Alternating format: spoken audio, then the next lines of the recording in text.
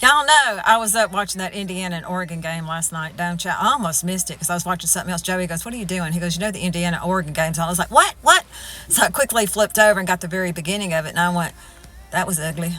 That was real ugly for Oregon, wasn't it?" I was like, "Oh dear." I mean, at least she scored more than Alabama did, but it was pretty bad.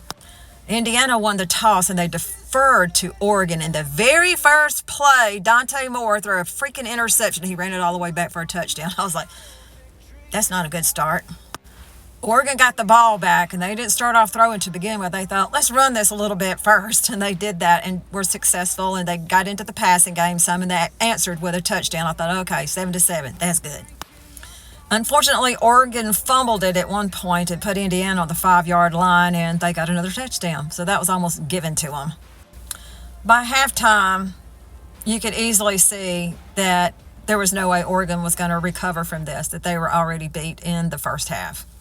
In the second half, Dante got sacked more than once. I was like, this is so bad. At this point, the score was like 34-7. Yeah. Joey's sitting over there saying, you know what, if I was Kirk Signetti, he goes, in that second half, he goes, I'd put in the second string so that first string could be rested up to play the playoff game. He said he could easily do that.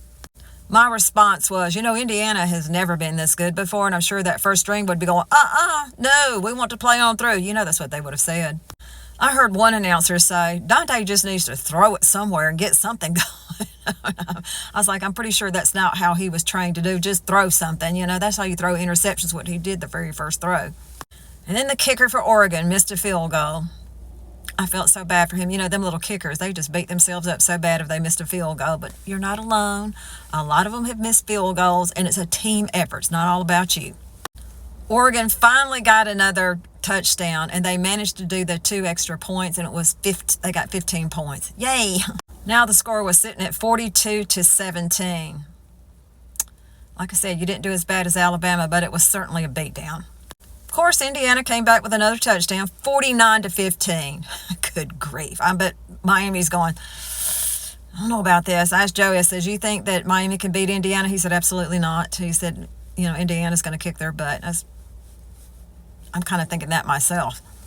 I wish this had been a more interesting game, but it wasn't. It was just watching Indiana beat the snot out of Oregon. It's kind of like watching them beat the snot out of Alabama, kind of like when Georgia beat TCU in the national championship game.